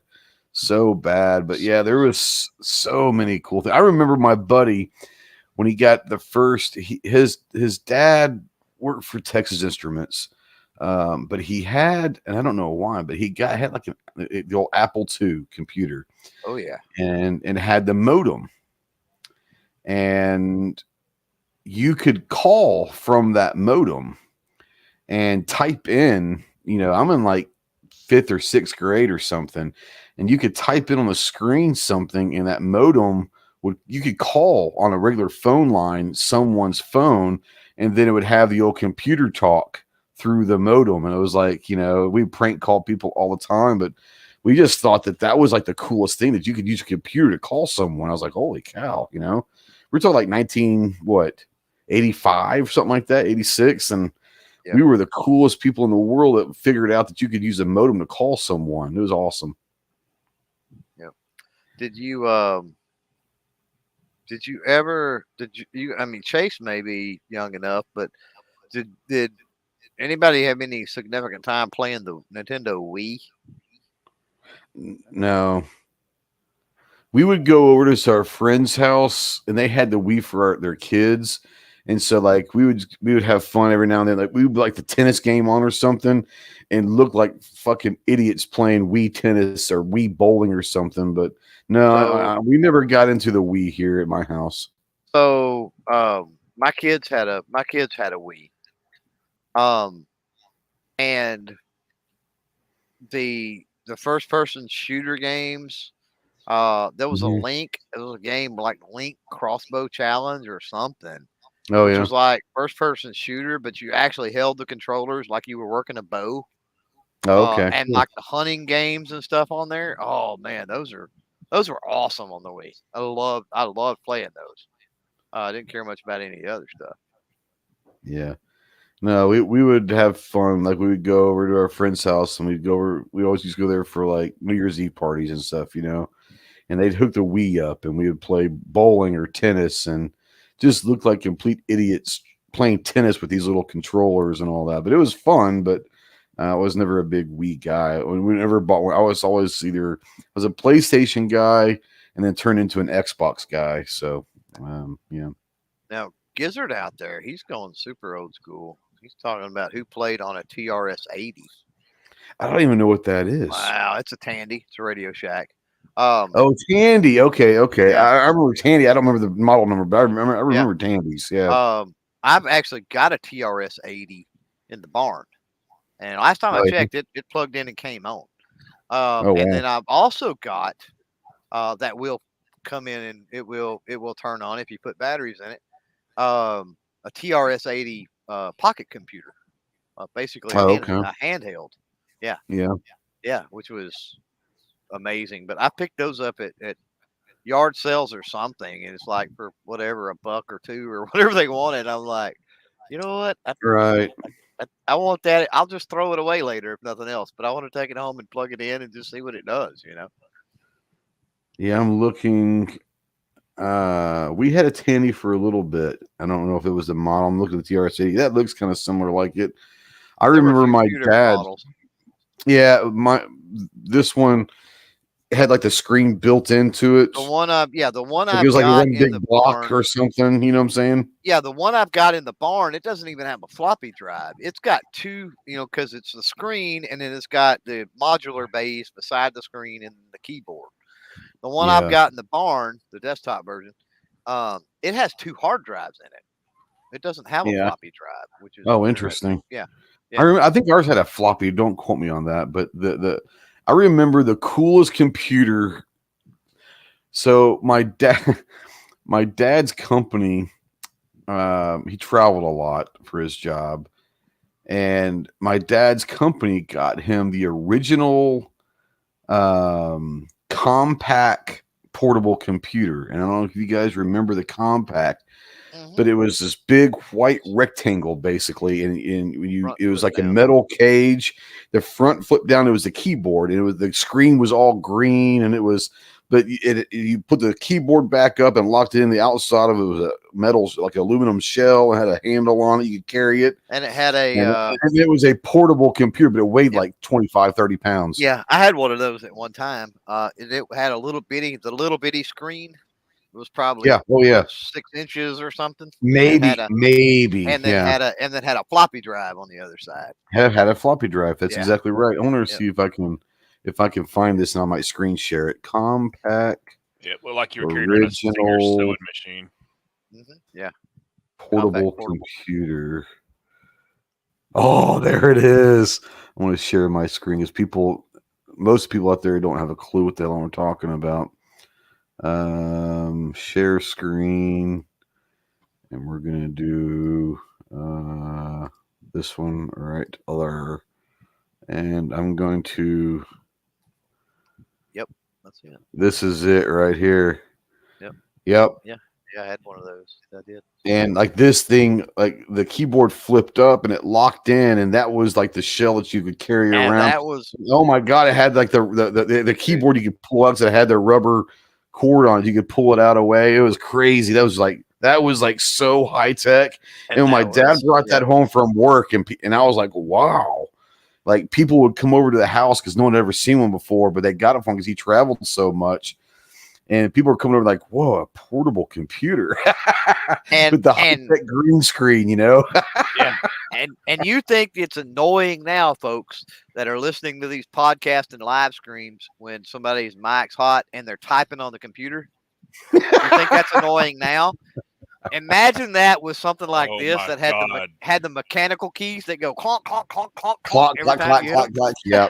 And if you wanted to piss your parents off, you were playing video. You would play computer games on that and hitting that space bar 1,000 times. It sounded like, yeah, exactly. It was so bad. It was so bad. We had one of those. Like, this is how old we all are. We had one of those in our computer lab at school. You know, and we had like rows of like Apple IIe's, and people now are like, "What's a computer lab?" Exactly. All right, so interesting. You look back on it, and of all the classes I took in middle school and high school, the best class that I actually, talking about math and science and all, the one class that I got the most out of because I still use it the most today was a typing class. And you know what? The only reason the boys signed up was the girls. Let's be Because honest. the girls are good. 100%. Yeah. Actually, I signed up because I type like a mofo now, boy. I'm talking killer. We took it like in 6th grade or 7th grade. I guess it was 7th grade because that's when we started sports. and our coach told us all to take typing because it was going to be the easiest class ever. So we guarantee we passed that class. It was not easy, by the way, first of all, but still, honestly, that's probably the one class that I still use today the most is a typing class, 100%. We did all that. We played Mavis Beacon, like that was the typing like program you had to do. I don't remember the program I will tell at all. you. Now we didn't have anything like that, but we later on, and I can't remember, maybe in like the late 90s or something. There was a game called Typer Shark. I think that's what it was called. TYPER Shark. Yeah. And I don't even remember where it come from or who put it out, or I don't remember exactly what the deal was with it, but I remember that game. And man, just because of typing class, right? And being able to type so well, I could destroy that game. It was so fun playing that game because it was like wasn't even a challenge. And it was like you had this diver and these sharks would like try to attack him and they would have a word on them and you would have to type the word, you know what I mean, before they got to him. And then he would like shoot them with a spear gun or whatever, right?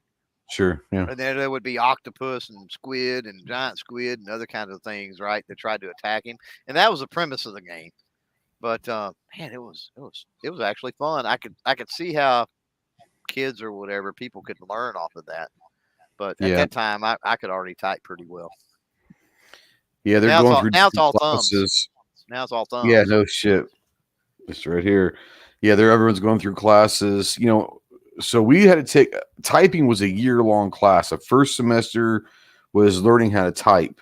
I remember the second semester you learned how to use a word processor, and basically what was the beginning of like Excel. Like you learned a word processor and like a spreadsheet type thing. Yeah, it wasn't Word and Excel back then, but it was a spreadsheet and all that. And I was like, okay. We did databases too. Yeah, we did databases as well. Sure. I can't remember what on Microsoft Office what that is, but Access, I think maybe Microsoft Access. Access. Yeah. Well, we weren't using Microsoft stuff. It was whatever. We weren't either. It was we actually, matter of fact, exactly. IBM. Ours was IBM. Ours was all IBM. Yeah. Yeah, IBM. It was all IBM and Corel back then. Yeah. They're talking about home ec. Mario says home economics. Oh yeah. Where the ladies were. So yeah, home ec. I tell you another place that I took on 10th grade because this girl that I liked was taking it, so I took it and ended up dating other people in that class. But was a drama, like an acting class. That was a fun class. I did music theory.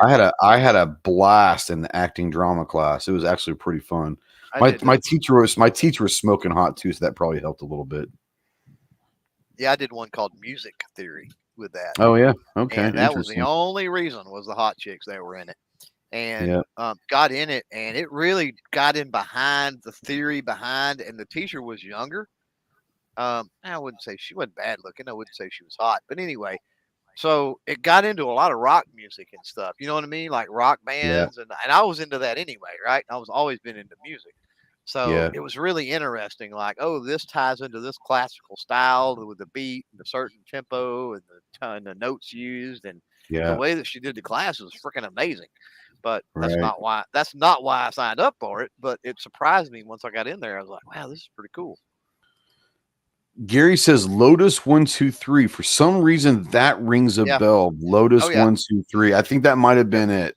Yeah, because I wouldn't have remembered that except for that rings a bell. So that must have been it. Lotus 123.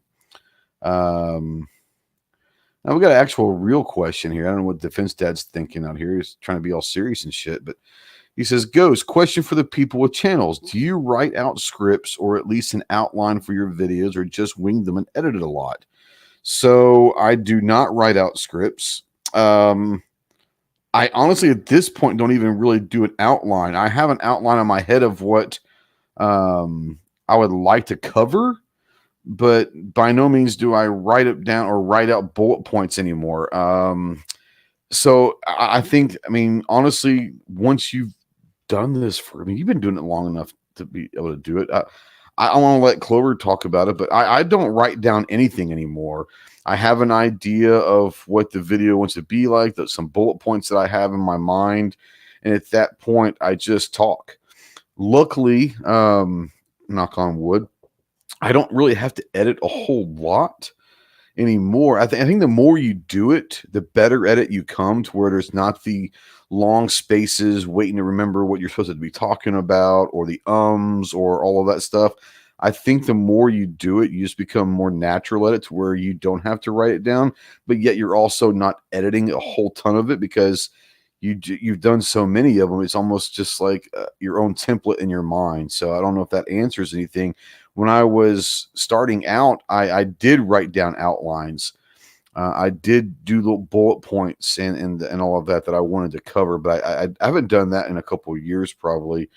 It's still probably pretty good, because I always end up, not always, but every now and then I'll always end up going, oh man, I forgot to mention that. So maybe I should start doing some written bullet points, if nothing else, that I should cover. But Clove, Chase, I mean, do y'all do scripts or written outlines before you do videos or anything? Do you really want to let me go down this road? I mean, I want to give you I'm going to give you 4.5 minutes to answer this. Short answer before he goes down the rabbit hole. No. I don't know that I can do that. So unlike Ghost, unlike you, I absolutely 100% unequivocally hate editing. So anything I can do beforehand, getting it right on the front end, eliminates the stuff you got to do on the back end. And that includes having good audio, lighting, whatever the case may be, right? Right. Scripting outlines, that's part of it. So first of all, I don't like the idea of just winging content. And so I will have, I don't want to say an idea board. I know Ghost has this kind of to an extent, but I'll have notes of, I'll keep, oh man, that'll make a good video idea, right? I'll put it down. And I do a little bit of homework. I'll do a little bit of homework here and there on it. So the videos I put out, I may have thought of those 2, 3, 4 months ago, a lot of times. And so, I think about it when I'm laying down trying to sleep at night. I think about video concepts and I think about this stuff. So once I get to the point to where, okay, I'm going to do this video, I will sit down and I'll write out an outline. And it's usually on the computer, not handwritten, but I'll write it out. Then when I write out the outline, that gives me an idea, okay, how's the flow of this going to go, right? That matters for watch time. That matters for retention, right? To keep the flow brisk, to try to get the points in order, to cover all the details, whatever you need to do, right? Right. Then I will take those, and also I need B-roll for this and this and this and this and this, right? When I hit these points, it lets me know that when I go to film, I need to make sure I have this B-roll if I don't already have it. Sometimes I'll pull that from old videos or old footage. Anyway, so I'll lay that out in the outline. Then I'll write a script. And I'll go through the script several times, writing the script, because the way you write is not necessarily the way you talk. Well, it's not going to be the way you talk. Most of us write way more formally. I would hope not. Yeah, exactly. Yeah. So we don't use the same words a lot of times when we write. So I'll go through it. I'll rewrite that script, and I'll also move things around. Once you put it into words, that outline into some kind of words, you realize, whoa, wait, this don't fit here. I need to say this before this, right? Right. And then I'll go back, and based off of the 2 or 3 versions maybe of script, I will redo the outline. And then typically I use the outline, and I don't even necessarily look at it. It may be sitting beside me, but I'll use that outline when I actually shoot the video. And I've written that script several times. So in a way, it's almost rehearsed. I kind of know what I'm going to say. If that makes sense. My 4.5 minutes up. Yeah, that's my Academy Awards music telling you to shut the hell up. You weren't even timing me. No, you still got literally 1.5 minutes left, so go for it. I did great. No, that's it. But think about it. It's a great question, and I've had this a bunch of times, because you want to think about your elements in the video too. A lot of people just think about the content, like, I got this gun, I'm going to go out and shoot this gun. Well, that's great, but what value is that bringing to somebody? What information are you relaying and you telling somebody that they may want to know, right? Are you doing any calls to action? Like, hey, what are your thoughts about this particular thing? Comment below. Are you doing any calls to action? Like, hey, I've got this video that's related. You need to click on it and go watch it too. Hey, there's a link for this thing right here down below, right? You need to be thinking about all of those elements, and that's all kind of a part of the outline and the scripting process. There you go. There's my 4.5 minutes. Wake up. Holy cow, he actually did it Hey, in 4.5. you wanted to go nerdy. Just saying. I tell you what, I didn't. Defense Dad did. But I gave him the platform. I gave him the question. By the way, since we're nerdy, and I think this is important. Did I tell you about getting a channel strike yesterday?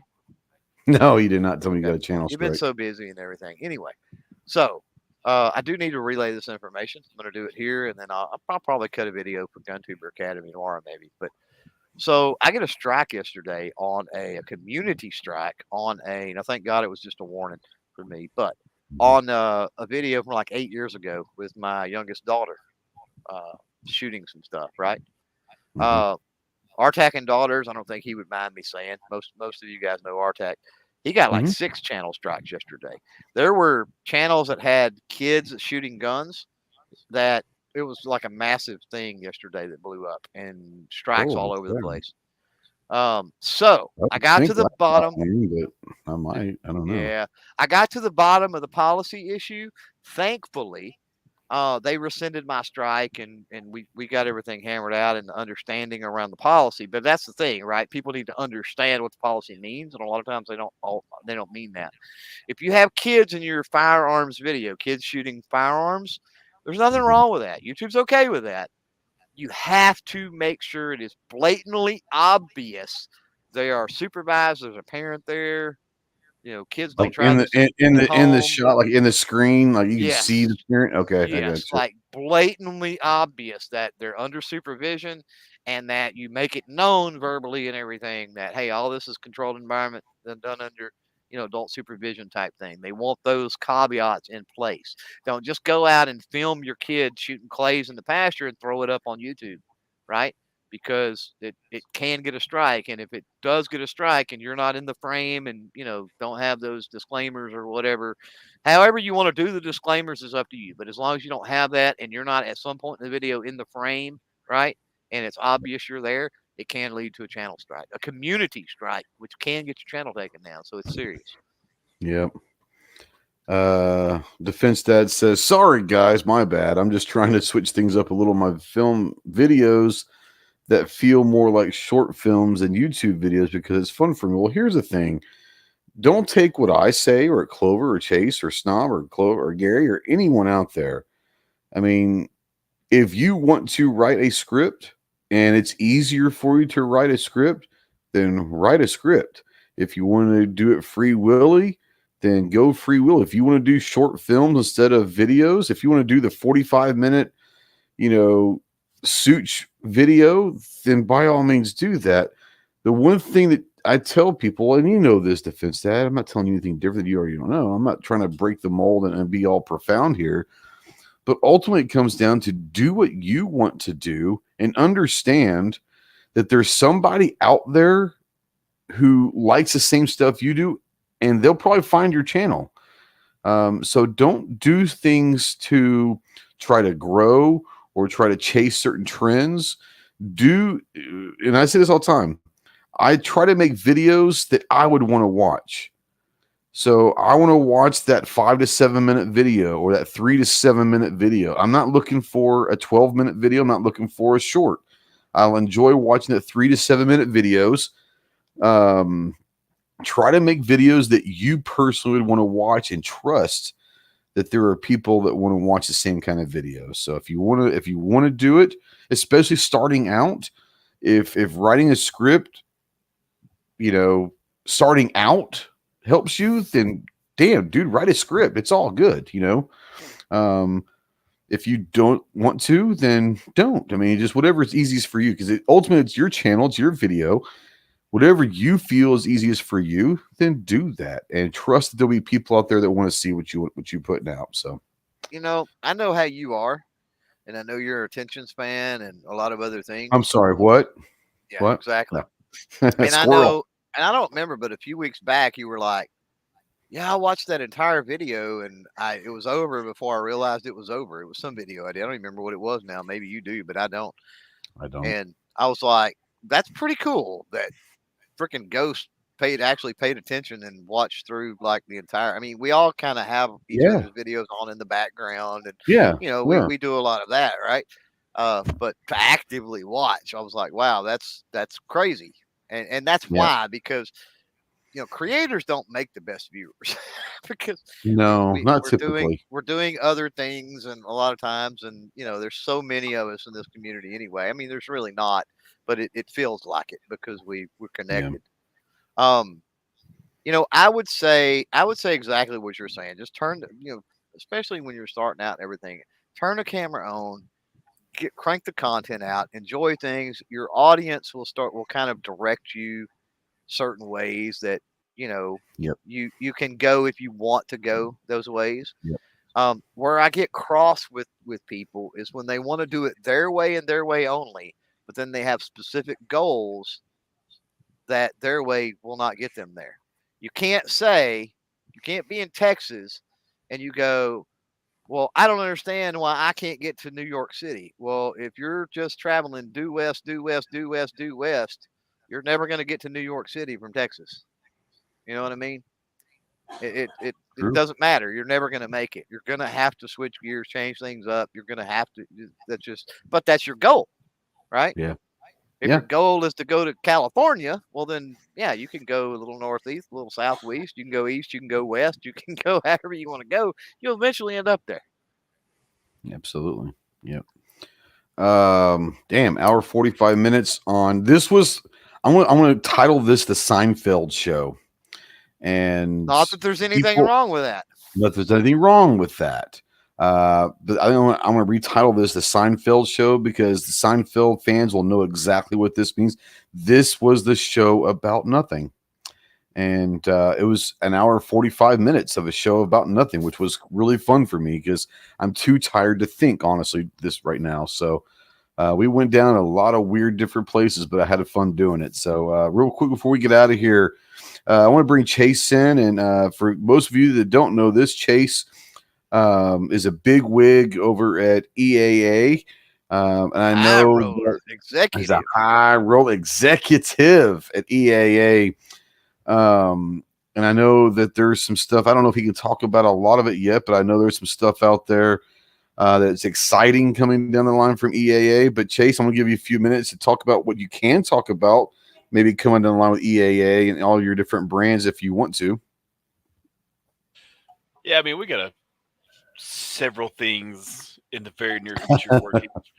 I mean, now, firstly, before I start going down that rabbit hole, I will say everybody, should pay attention to Clover since he's an international star now.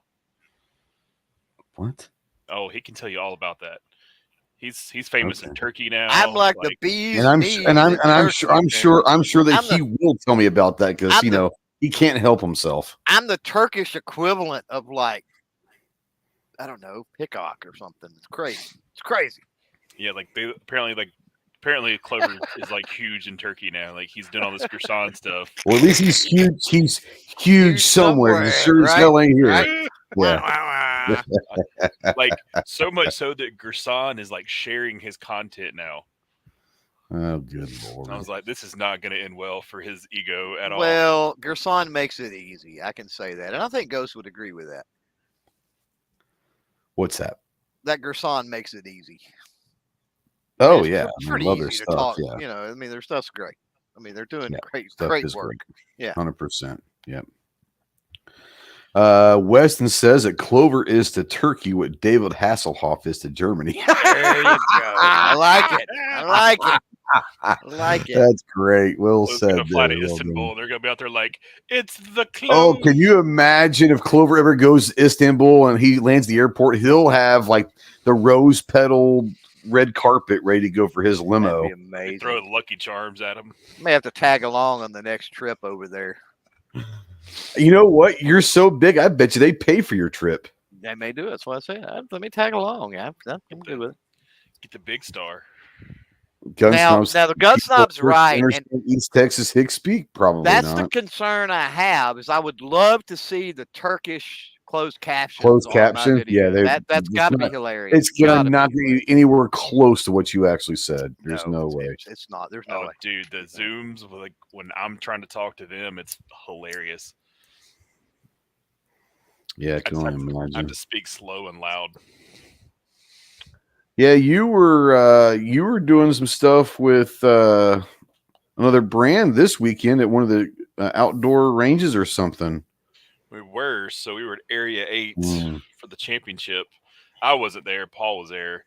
I did enough shows. I'm good. I mean, that would have been fun to go to. I know JJ was out there burning it down. But we kind of quietly showed off our new saw that concept, if you will.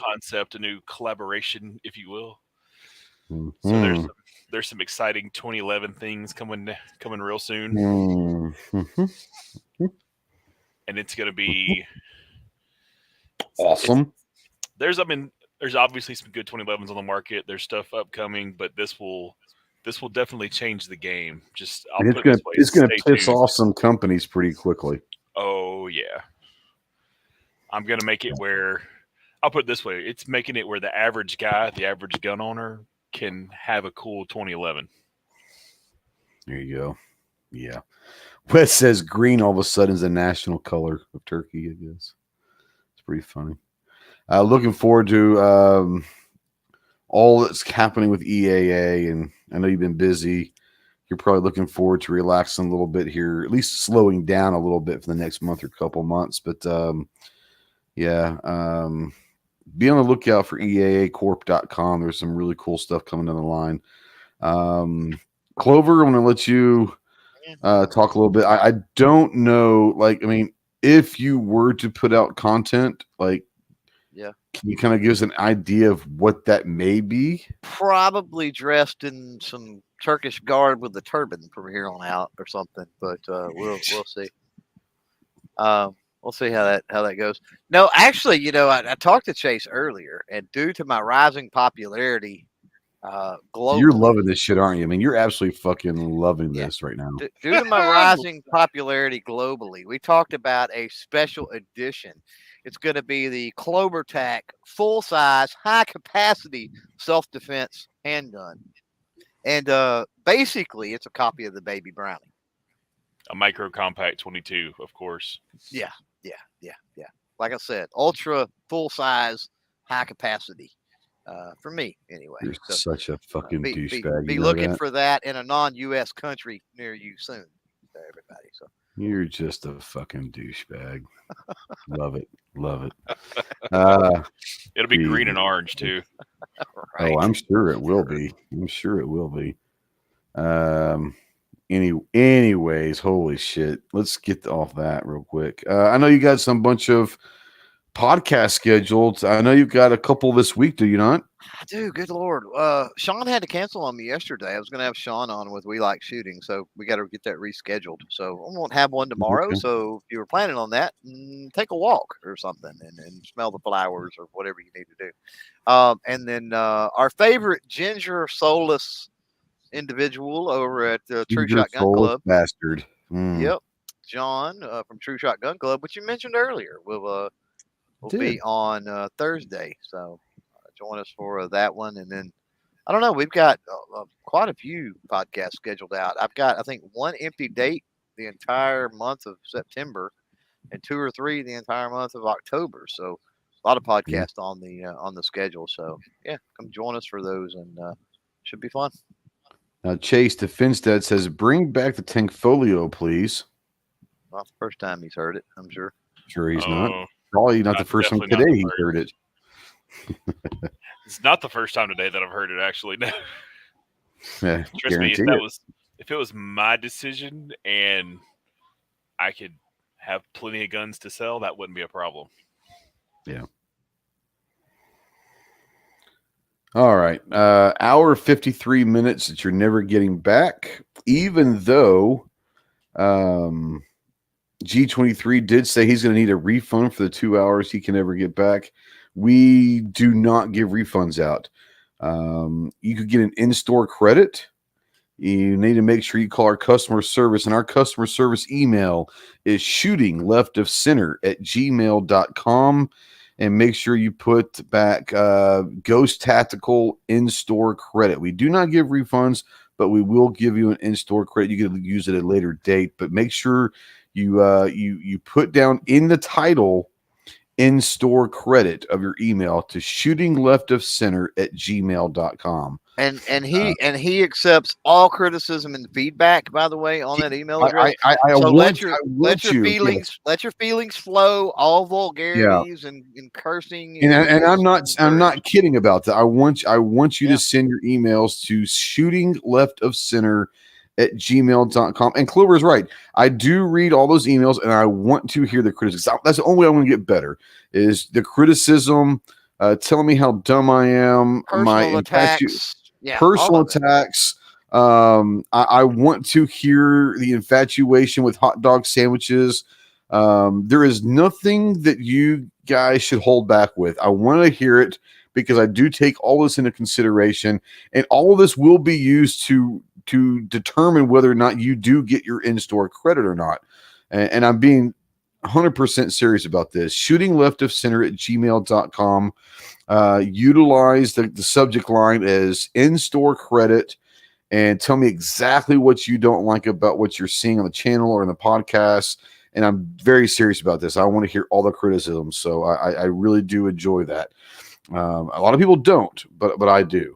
So I want to hear all of it. You can call me whatever names you want. It does not bother me. This is kind of your way to get off your chest everything you hate about me. So, and if you want to mention that Bigfoot is a devil, I will take that as well. So, absolutely. Shootingleftofcenter@gmail.com with the subject line in-store credit. So yeah, I appreciate you guys very much for the almost 2 hours we've been watching this, and you will not get your money back, but you can get your in-store credit for a later date purchase. So I appreciate you guys. We will see you next week. I'll probably be a little more energetic. I won't be as tired. We might actually have a topic to talk about, but I did enjoy the rabbit hole talk tonight. It was fun talking about old Ataris and TVs and computers and food and all of that jazz. So yes, you can have fun in this world without talking about guns and politics. Just saying, try it. It might help you out a little bit. We'll see you soon. Semper Fi.